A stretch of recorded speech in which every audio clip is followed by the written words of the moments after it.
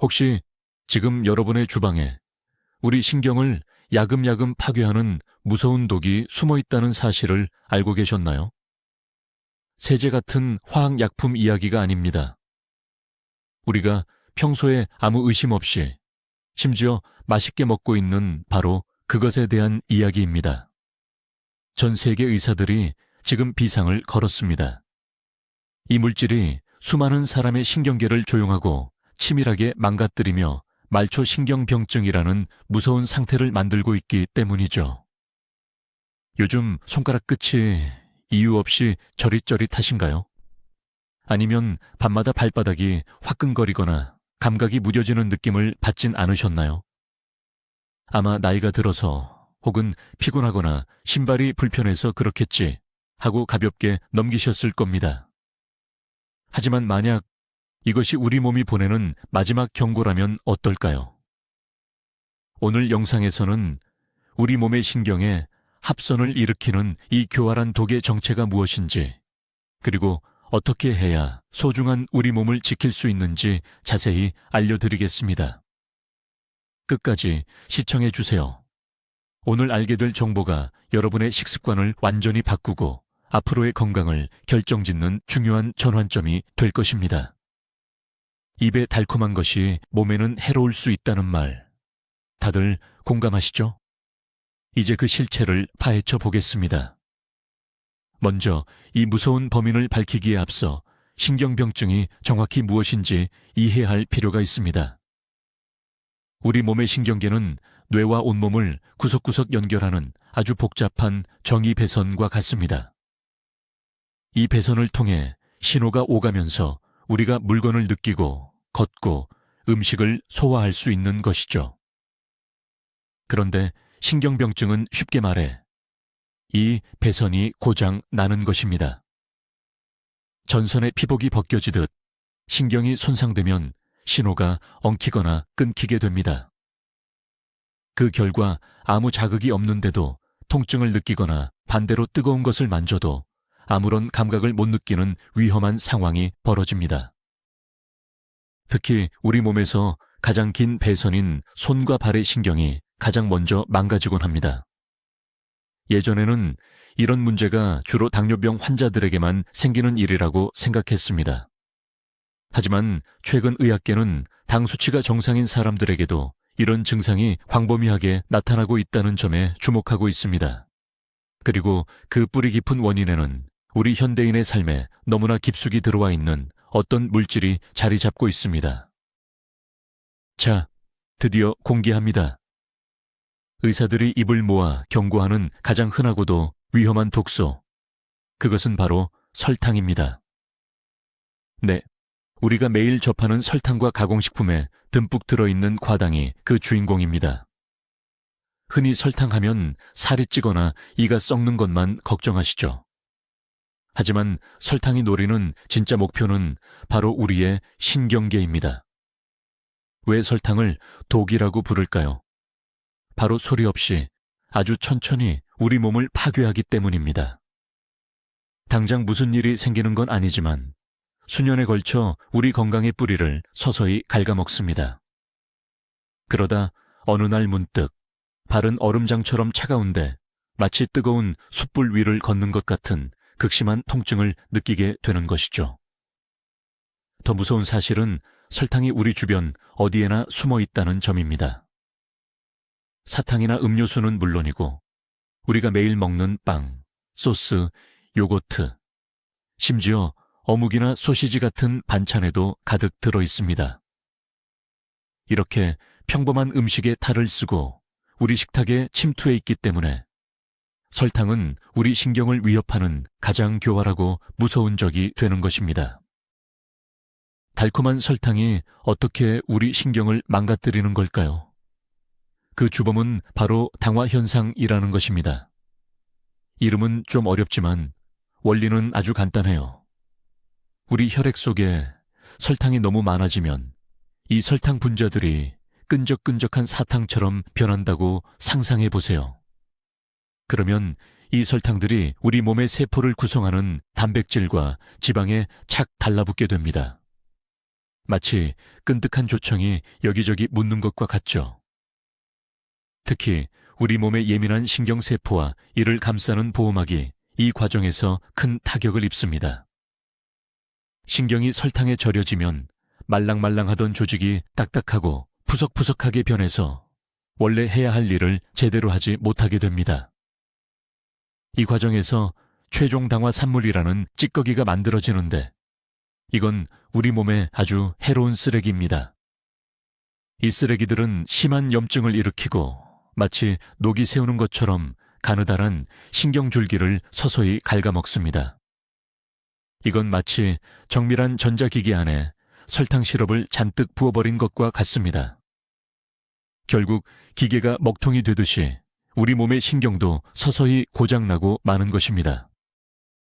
여러분, 우리 몸이 보내는 아주 작은 첫 번째 신호에 대해 이야기해 보려고 합니다. 처음에는 그저 손끝이나 발끝이 조금 찌릿하거나 마치 개미가 기어가는 듯한 저림 증상으로 시작되곤 하죠.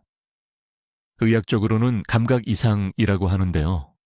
보통은 잠깐 자세를 잘못 잡았나 보다 라거나 휴대폰을 너무 오래 들고 있었네 라며 그냥 대수롭지 않게 넘기시곤 합니다. 하지만 아무런 이유 없이 이런 증상이 반복되고 특히 저녁이나 밤에 가만히 쉴 때 더 심해진다면 이건 절대로 가벼운 문제가 아닙니다. 우리 몸에서 가장 긴 신경들이 보내는 간절한 구조 신호거든요. 지금 영양분과 산소가 부족해서 신경이 망가지고 있다는 뜻입니다. 마치 피복이 벗겨진 전선에서 불꽃이 파다닥 튀는 것과 비슷하다고 생각하시면 됩니다. 이 신호를 무시하는 건 자동차 계기판에 엔진 점검 경고등이 켜졌는데 그 위에 테이프를 붙여서 안 보이게 가리는 것과 똑같습니다. 눈을 감는다고 해서 문제가 사라지지는 않습니다. 오히려 방치할수록 병은 더 깊어질 뿐입니다. 흔히들 신경병증은 당뇨 환자나 걸리는 병이라고 생각하시는데 이건 정말 위험한 착각입니다. 물론 당뇨가 있으면 더 빨리 나빠지지만 사실 평소에 설탕이나 밀가루 같은 음식을 즐겨 드시는 분이라면 누구나 겪을 수 있는 일입니다. 요즘 의사들이 말하는 전당뇨 단계가 바로 그렇습니다. 아침 공복 혈당은 정상이라 안심했는데 식사 후에만 혈당이 확 올라가는 분들이 아주 많거든요. 이렇게 널뛰는 혈당은 당뇨 진단을 받기 전이라도 우리 몸의 혈관과 신경에 엄청난 타격을 줍니다. 실제로 당뇨 판정을 받기 5년에서 10년 전부터 이미 신경이 손상되기 시작한다는 연구 결과도 있습니다. 만약 배가 좀 나오셨거나 자꾸 단 음식이 당기신다면 검사 결과와 상관없이 이미 위험군에 속해 있다고 보셔야 합니다. 결국 신경병증은 단순히 당뇨 환자만의 병이 아니라 우리가 먹는 잘못된 식습관이 만들어낸 현대병인 셈입니다. 여러분의 건강을 위해 오늘부터라도 식단을 꼭 점검해 보시기 바랍니다. 찌릿찌릿한 느낌이 지나가고 나면 그 다음엔 감각이 완전히 무뎌지는 증상이 나타납니다. 예전에는 발이 저리고 따끔거렸다면 이제는 아예 아무런 느낌이 들지 않게 되는 거죠. 마치 얇은 투명 장갑이나 양말을 하루 종일 신고 있는 것 같은 기분이 듭니다. 그러다 보니 온도 변화에 둔해져서 샤워할 때 물이 얼마나 뜨거운지도 잘 모를 수 있습니다. 송긋 감각도 무뎌져서 단추를 채우거나 작은 물건을 짚는 게 점점 힘들어집니다. 특히 발이 정말 위험합니다. 날카로운 것을 밟거나 가시에 찔려도 혹은 신발에 발이 쓸려 상처가 나거나 물집이 생겨도 전혀 알아차리지 못할 수 있거든요. 높은 혈당 때문에 혈액순환이 잘 안 되다 보니 발바닥에 아주 작은 상처도 잘 낫지 않고 자칫 심각한 문제로 이어질 수 있습니다. 감각이 무뎌진다는 건 신경이 단순히 찌릿하며 신호를 보내는 단계를 넘어 전선이 아예 툭 하고 끊어진 것과 같습니다. 손발의 신호가 뇌까지 제대로 전달되지 않는 것이죠. 이건 신경 손상이 이미 상당히 진행되었다는 아주 위험한 신호입니다. 당뇨병 진단을 받지 않았더라도 왜 설탕이 우리 몸에 해로운지 그 이유를 아시나요? 바로 인슐린 저항성이라는 것 때문입니다. 우리 몸의 인슐린은 세포의 문을 열어주는 열쇠와 같습니다. 우리가 먹은 당분이 에너지로 쓰일 수 있도록 세포 문을 열어주는 역할을 하죠. 그런데 단 음식이나 밀가루를 너무 자주 먹게 되면 우리 몸의 췌장은 이 넘쳐나는 설탕을 처리하기 위해 인슐린을 쉴 새 없이 만들어내야 합니다. 문제는 여기서 시작됩니다.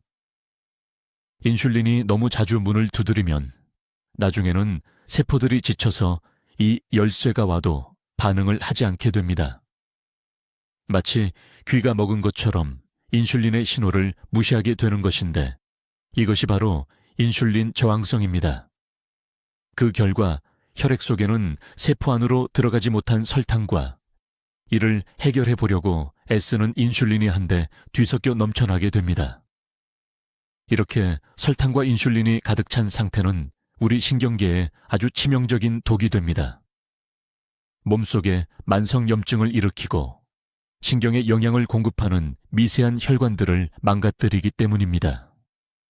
결국 우리가 앞서 말했던 당화 반응을 촉진하며 우리 건강을 서서히 무너뜨리게 됩니다. 신경병증의 가장 괴로운 증상 중 하나는 바로 타는 듯하고 찌릿찌릿한 통증입니다.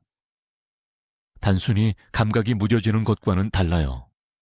손상된 신경이 마치 비명을 지르듯이 강렬하게 아파옵니다. 환자분들은 발을 끓는 물에 담근 것 같기도 하고 반대로 얼음물에 넣은 것처럼 시리고 아프다고 말씀하십니다. 바늘로 콕콕 찌르는 것 같거나 전기가 흐르듯 번쩍하는 통증이 느껴지기도 하죠. 특히 이 통증은 가만히 쉴 때, 그 중에서도 밤에 더 심해지는 특징이 있습니다. 잠을 자려고 누우면 그때부터 지옥 같은 고통이 시작되는 것이죠. 얇은 이불만 살짝 스쳐도 참을 수 없을 만큼 괴롭습니다. 왜 이런 일이 생길까요? 바로 손상된 신경 가닥들이 뇌에 제멋대로 잘못된 신호를 보내기 때문입니다. 외부의 자극이 없는데도 뇌는 이 가짜 신호를 실제 통증으로 받아들이는 것이죠. 이런 상태가 계속되면 몸만 힘든 게 아니라 잠도 못 자고 우울해지거나 불안해지기 쉽습니다. 이것은 지금 여러분의 신경계가 아주 많이 아프다는 확실한 신호입니다. 많은 분이 사탕을 안 먹거나 커피에 설탕만 안 넣으면 괜찮을 거라고 생각하시죠. 하지만 이건 정말 큰 오해입니다. 진짜 무서운 건 우리가 모르는 사이에 먹게 되는 숨겨진 당분이거든요. 놀랍게도 설탕은 케첩, 머스터드, 마요네즈 같은 소스뿐만 아니라 통조림 채소나 햄, 소시지, 심지어 짭조름한 생선 절임에도 잔뜩 들어있습니다. 더 큰 문제는 몸에 좋다고 믿고 먹는 건강식품들이에요. 저지방 요거트나 시리얼, 단백질바가 대표적입니다. 제조 과정에서 지방을 빼면 맛이 없어지니까 그 맛을 채우려고 설탕이나 시럽을 듬뿍 넣는 거죠. 건강을 챙기려다 오히려 설탕 폭탄을 맞게 되는 셈입니다. 그래서 이제는 제품 뒷면의 성분표를 확인하는 습관을 들이셔야 합니다.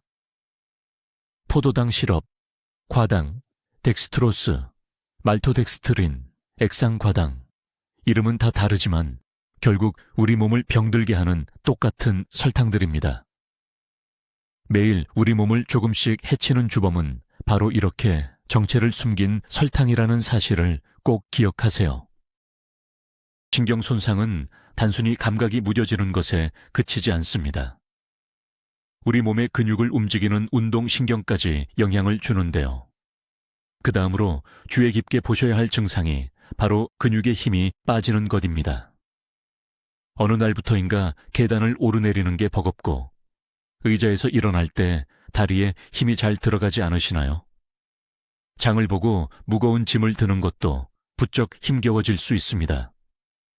손이 미세하게 떨리거나 글씨 쓰기, 바늘귀의 실꿰기 같은 정교한 동작이 예전 같지 않게 서툴러지기도 하죠.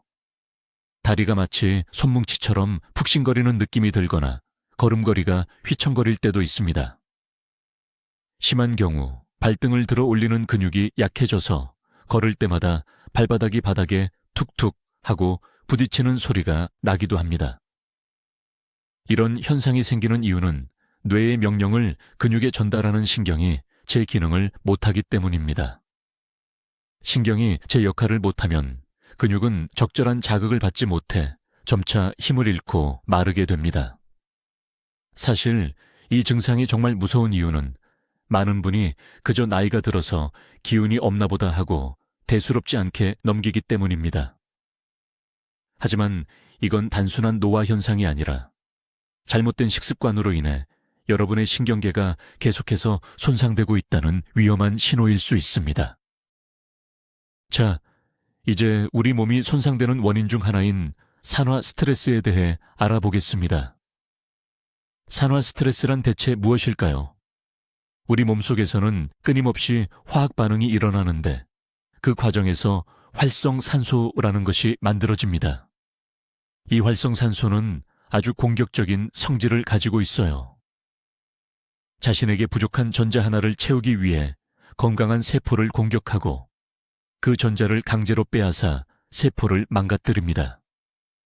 원래 우리 몸에는 이런 공격을 막아내는 방어 체계인 항산화 시스템이 있습니다. 하지만 설탕이나 당분을 너무 많이 섭취하면 이야기가 달라집니다. 당이 분해되는 과정에서 활성산소가 그야말로 폭포수처럼 쏟아져 나오기 때문입니다. 우리 몸이 도저히 감당할 수 없는 수준이 되는 거죠. 이렇게 시작된 연쇄의 반응이 바로 산화 스트레스입니다. 쉽게 비유하자면 우리 몸이 안에서부터 서서히 녹슬어가는 것과 같습니다. 특히 신경세포는 에너지를 많이 쓰고 구조가 아주 섬세해서 이 과정에 매우 취약합니다. 산화 스트레스는 신경세포를 마치 불로 지지듯 손상시키고 만성염증을 유발해 세포가 더 빨리 죽게 만듭니다. 신경 손상을 알리는 또 다른 위험, 신호는 바로 중심을 잡기 어렵고 몸놀림이 예전 같지 않은 증상입니다. 평지에서도 발을 자주 헛디디거나 특히 어두운 곳에서 걸을 때 비틀거리는 일이 잦아졌다면 주의하셔야 합니다. 한 발로 서 있기가 힘들거나 일직선으로 걷는 게 어렵게 느껴질 수도 있는데요. 여기에는 두 가지 이유가 있습니다. 첫 번째는 발의 감각이 무뎌졌기 때문입니다. 원래 우리 뇌는 발바닥의 감각을 통해 몸이 어디에 있는지 정보를 받습니다. 그런데 발이 저리고 무뎌지면 뇌가 이 정보를 제대로 받지 못하게 됩니다. 발바닥이 땅에 닿는 느낌을 제대로 못 느끼니 중심을 잡기가 힘든 것이죠. 두 번째는 우리 몸의 균형을 담당하는 손해로 가는 신경에 문제가 생겼기 때문입니다. 상황이 이렇다 보니 걷는 게 불안해져서 자꾸 다리를 넓게 벌려 걷게 되고 넘어질까봐 계속 발밑만 보며 걷게 됩니다. 이런 상태는 낙상이나 골절 사고로 이어질 위험이 매우 큽니다. 특히 어르신들께는 더욱 치명적일 수 있습니다.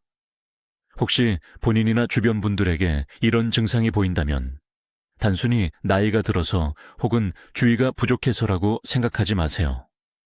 이건 우리 몸의 신경계가 보내는 아주 중요한 경고 신호일 수 있습니다.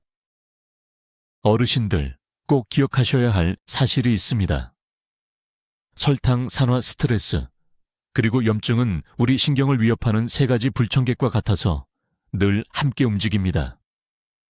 설탕을 너무 많이 드시면 우리 몸속에서는 세포가 당분과 결합해 변성되고 이 과정에서 이른바 몸이 녹쓰는 산화 스트레스가 발생합니다. 그러면 우리 몸의 면역체계는 손상된 곳을 고치기 위해 염증 반응을 일으키게 되죠. 처음에는 이 염증이 몸을 보호하는 역할을 하지만 혈당이 계속 높으면 문제가 달라집니다. 염증이 가라앉지 않고 우리 몸속에 계속 머무는 만성염증이 되는 것이죠. 이것은 마치 겉으로는 잘 보이지 않지만 땅속에서 꺼지지 않고 타오르는 불씨와 같아서 우리 몸을 수년간 서서히 망가뜨립니다. 이 만성염증은 그 자체로 우리 몸에 아주 해롭습니다. 신경을 감싸고 있는 보호막을 파괴하고 신경으로 가는 혈액순환을 방해하며 우리 몸을 공격하는 활성산소를 끊임없이 만들어냅니다. 결국 설탕이 염증을 만들고 그 염증이 다시 신경을 더 예민하고 약하게 만드는 악순환이 반복되는 것입니다. 이 무서운 고리를 끊는 방법은 단 하나뿐입니다. 바로 평소 식단에서 넘쳐나는 설탕을 줄여 근본적인 원인을 없애는 것입니다. 그것만이 우리 신경 건강을 지키는 가장 확실한 길입니다. 신경병증이라고 하면 보통 손발이 저린 것만 생각하시죠. 하지만 우리 몸속 장기를 조절하는 신경에도 문제가 생길 수 있습니다. 이 신경들은 우리가 의식하지 않아도 알아서 소화를 돕고 심장을 뛰게 하는데요.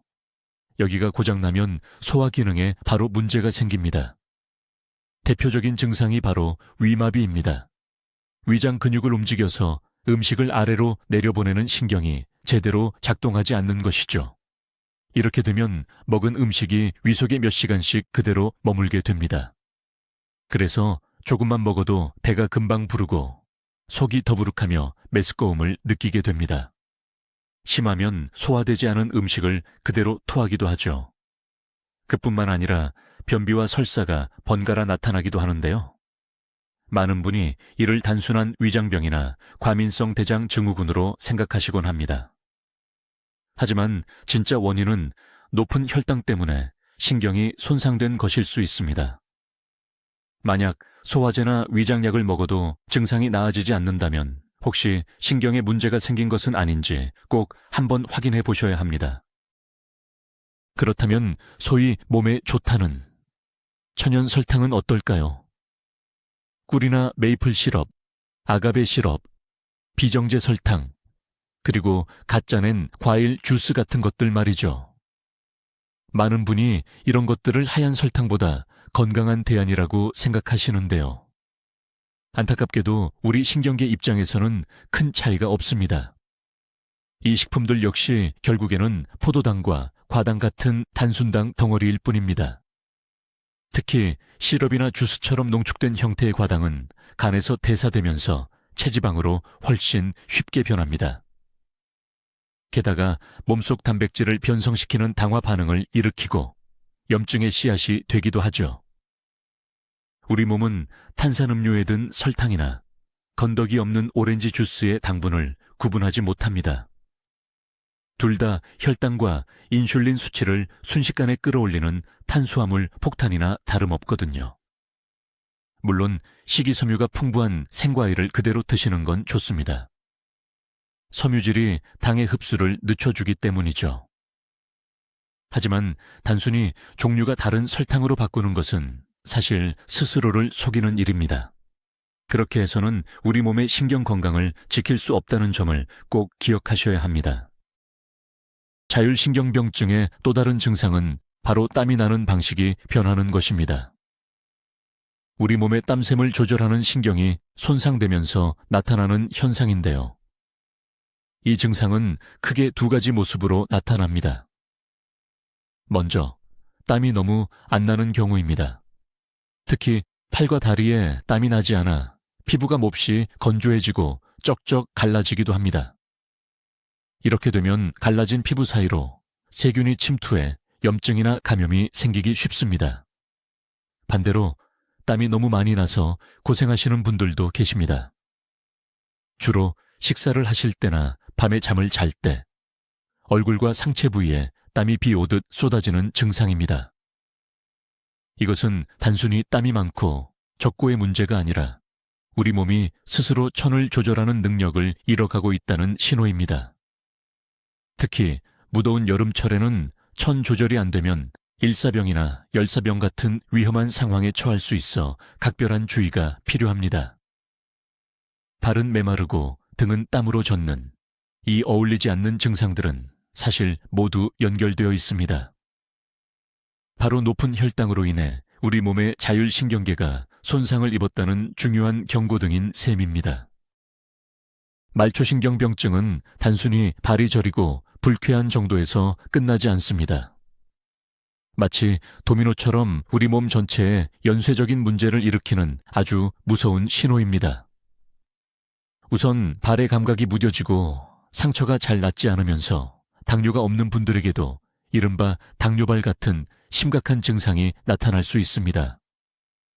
아주 작은 상처라도 만성궤양으로 번지거나 염증이 심해지면 최악의 경우 괴사나 다리를 절단해야 하는 상황에 이를 수도 있습니다.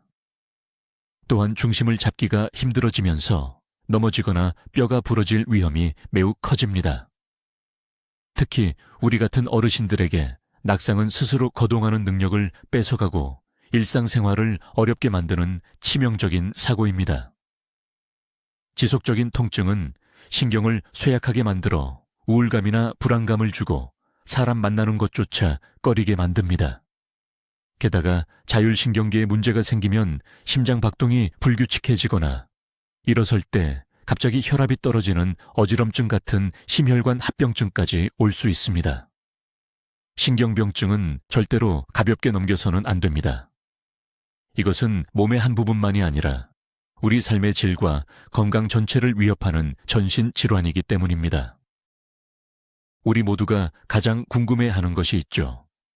과연 이 과정을 되돌릴 수 있을까 하는 점입니다. 다행스러운 소식은 우리 몸의 신경계가 스스로 회복하는 능력을 갖추고 있다는 사실입니다. 하지만 이 회복력에도 한계는 있습니다. 의사들이 입을 모아 강조하는 것이 있는데요. 바로 한시라도 빨리 시작해야 성공 확률이 높다는 것입니다. 만약 상태가 너무 나빠져서 신경세포가 이미 죽어버렸다면 다시 살려내기는 불가능합니다. 하지만 신경의 겉면인 미엘린 촉가 주로 손상되었고 신경줄기 자체는 아직 살아있다면 적절한 환경만 만들어 주었을 때 우리 몸은 스스로 치유를 시작할 수 있습니다. 그렇다면 그 적절한 환경이란 무엇일까요? 가장 중요하고 시급한 것은 손상의 원인부터 차단하는 것입니다. 다시 말해 설탕과 정제 탄수화물 섭취를 획기적으로 줄여야 합니다. 그래야만 우리 몸을 갉아먹는 당화 반응과 만성 염증을 멈출 수 있기 때문입니다. 이 단계를 건너뛰는 것은 마치 구멍난 배에서 물만 계속 퍼내는 것과 같습니다. 구멍을 막지 않으면 아무 소용이 없겠죠. 당을 줄이는 것, 이것이야말로 신경 건강을 되찾기 위해 가장 먼저 쌓아야 할 든든한 기초입니다. 그럼 오늘부터 당장 무엇을 실천하면 좋을까요? 가장 먼저 우리 집 냉장고와 주방 찬장부터 한번 살펴보세요. 몸에 해로운 탄산음료나 주스, 달콤한 과자와 빵 같은 것들은 과감히 정리하는 것이 좋습니다. 그리고 앞으로는 물건을 고를 때 뒷면의 성분표를 꼭 확인해 보세요. 만약 설탕이나 당류가 재료 목록 앞부분에 적혀 있다면 그 제품은 다시 선반에 내려놓으시는 게 현명합니다. 대신 가공되지 않은 신선한 음식을 가까이 하세요. 초록색 아입 채소를 충분히 드시고 고기나 생선, 달걀 같은 질 좋은 단백질을 챙겨 드시는 게 중요합니다. 견과류나 올리브유 같은 건강한 지방도 잊지 마세요. 이런 음식들이 우리 몸의 신경세포를 회복시켜주고 혈당이 갑자기 오르락내리락하지 않게 도와줍니다. 입이 심심할 때 습관적으로 찾던 과자나 사탕도 이제는 멀리 하셔야 합니다. 출출할 때는 과자 대신 견과류 한 줌이나 치즈 한 조각 혹은 아삭한 채소 스틱을 드셔보세요. 처음에는 달콤한 맛이 그리워 조금 힘들 수도 있습니다. 하지만 딱 몇 주만 지나면 우리 몸이 건강하게 적응하면서 전보다 훨씬 가뿐하고 좋아진 몸 상태를 직접 느끼실 수 있을 겁니다. 식단뿐만 아니라 우리 몸의 신경을 건강하게 지키고 회복시키는 데는 몇 가지 중요한 방법들이 더 있습니다. 먼저 신경계에 꼭 필요한 비타민과 영양소가 부족하지 않게 채워주는 것이 무엇보다 중요합니다. 특히 비타민 B군을 잘 챙겨 드셔야 하는데요. 그 중에서도 비타민 B1, B6, B12는 신경의 보호막을 만들고 신경신호가 원활하게 전달되도록 돕는 아주 핵심적인 역할을 합니다. 여기에 뼈 건강에도 좋은 비타민 D와 몸속 산화 스트레스를 줄여주는 알파리포산 같은 항산화 성분을 곁들이면 더욱 좋습니다. 적절한 운동 또한 보약만큼이나 효과적입니다. 규칙적으로 움직이면 혈액순환이 좋아져서 신경 구석구석까지 영양분이 잘 전달되고 인슐린 민감도도 높아집니다. 특히 어르신들께는 중심을 잡는 균형 운동이나 몸의 협응력을 높이는 운동이 아주 큰 도움이 됩니다. 마지막으로 잠이 보약이라는 말처럼 깊고 편안한 잠을 자는 것이 중요합니다. 우리가 잠든 사이 우리 몸은 지친 신경 조직을 스스로 수리하고 회복시키기 때문입니다. 오늘부터 이 몇 가지만 꾸준히 실천하셔도 신경 건강을 튼튼하게 지키실 수 있습니다. 자, 이제 내용을 정리해 보겠습니다. 우리 신경을 서서히 망가뜨리는 가장 흔하고도 무서운 독소는 바로 과도한 설탕입니다. 설탕은 우리 몸속에서 염증과 산화 스트레스를 일으켜 온몸의 신경줄기를 손상시킵니다. 손발이 저리고 따끔거리거나 화끈거리는 통증이 느껴지고 다리에 힘이 빠져 중심 잡기가 힘든 증상들이 바로 그 신호입니다. 이건 당뇨가 있는 분들만의 문제가 아닙니다. 평소 달고 가공된 음식을 즐기신다면 누구에게나 일어날 수 있는 일이죠. 하지만 여러분 꼭 기억하세요. 결코 늦지 않았습니다.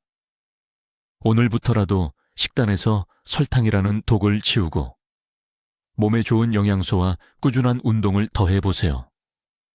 그러면 신경이 더 망가지는 것을 막는 것은 물론 우리 몸이 스스로 회복할 기회를 얻게 됩니다.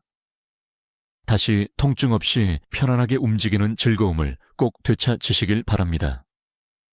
오늘 영상이 건강을 지키는 데 도움이 되셨다면 좋아요와 구독을 눌러주세요. 앞으로도 여러분의 건강한 노후를 위한 소중한 정보들을 전해드리겠습니다. 마지막으로 여러분께 여쭤보고 싶습니다. 혹시 본인이나 주변 분들 중에 이런 증상을 겪으신 적이 있으신가요? 혹은 단 음식을 끊기 위해 노력 중이신가요? 여러분의 소중한 경험을 댓글로 들려주세요. 함께 이야기 나누며 서로에게 힘이 되었으면 좋겠습니다. 시청해 주셔서 감사합니다.